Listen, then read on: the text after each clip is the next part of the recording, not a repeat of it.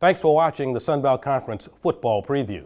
Our final trio of clubs consists of one team fighting for respectability and stability, another that already has those attributes in quantity, and finally one that must find a new face, a new heart, a new soul. 2011 will be the end of the line for Florida Atlantic's legendary head coach, Howard Schnellenberger. The 77-year-old architect of the FAU program announced 2011 will be his 46th and final season on the sidelines. Howard Schnellenberger has been a part of 4 collegiate national titles and 2 Super Bowl championships.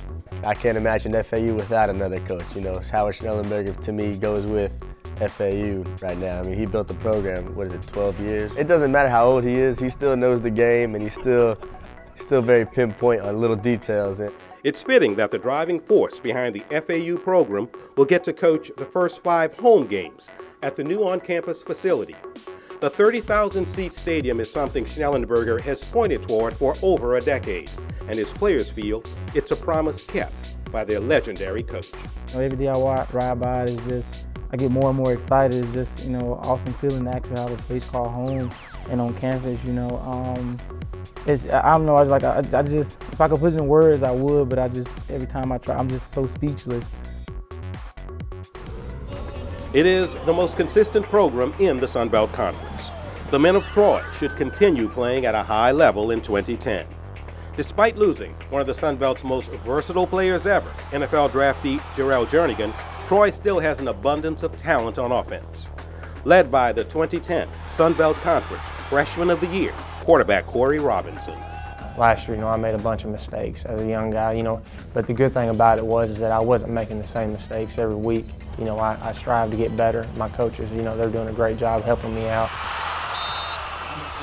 With 13.5 sacks in 2010, Jonathan Massaquoi was an all-Sun Belt Conference performer.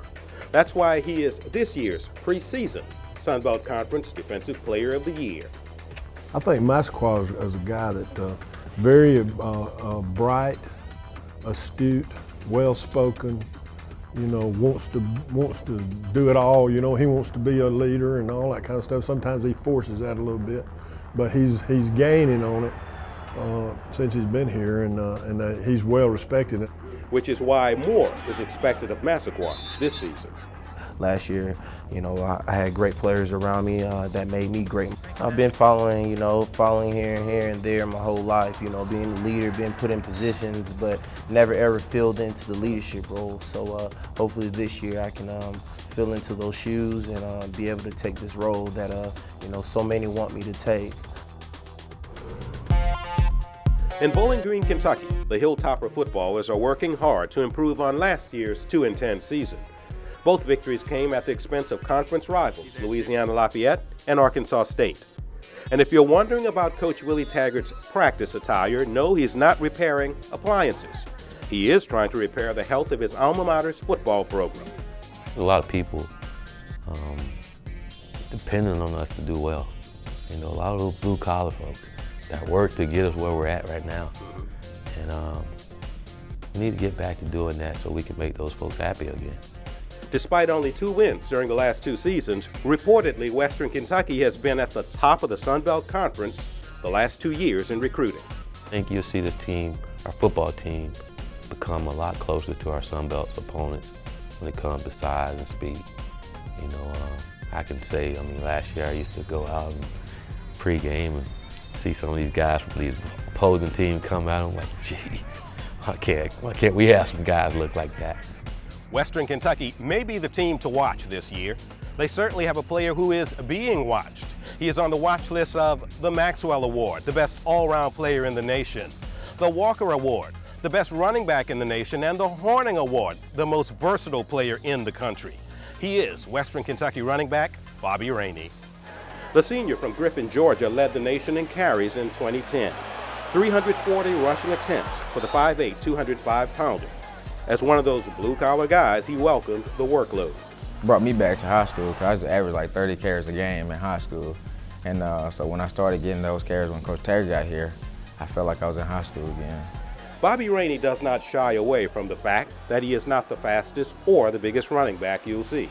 In fact, he embraces his lack of size. that's what my goal is, to let everyone know that it doesn't matter about the size. Small guys can produce just the same way as the big guys can produce. And I don't know, it's just something that carries with me, like, because I'm so short, I got to work double time than the other people. So I want to make sure that they understand that short guys can get it done too. Now, Western Kentucky will open the season September 1st against the Kentucky Wildcats in Nashville. And Troy quarterback Corey Robinson is on the watch list for the Manning and O'Brien Awards, given to the nation's outstanding quarterback in college football. And FAU will open with 5 games on the road before playing in the new stadium. They'll travel to Florida, Michigan State, and Auburn. When we come back, we'll look at who will win the Sun Belt, at least according to a preseason poll of the league's coaches. Welcome back. The coaches know the game better than anyone, so we go to those in the know to find out who is their choice to win the Sun Belt Conference Championship. It'll be the Golden Panthers of Florida International. 5 of 9 head coaches picked FIU to pick up where they left off at the end of last year. That victory over Toledo in the Little Caesars Pizza Bowl. Troy, going for Sun Belt title number 6 in a row, is second with 2 first-place votes. There's a tie for third between Middle Tennessee and Louisiana Monroe. The Red Wolves of Arkansas State got 1 first-place vote and came in 5th. North Texas 6th, Western Kentucky 7th, followed by Louisiana Lafayette and Florida Atlantic. And certainly now that we were able to achieve success last year, we really stay along the lines of the same process and the same approach as we put those things away. And we put them away January 10th on our first day back from the bowl game and to start our semester. And that's when the 2011 process started, that very day at 6 a.m. And our coaches do a great job of keeping our guys grounded, because God knows that they know what we're up against.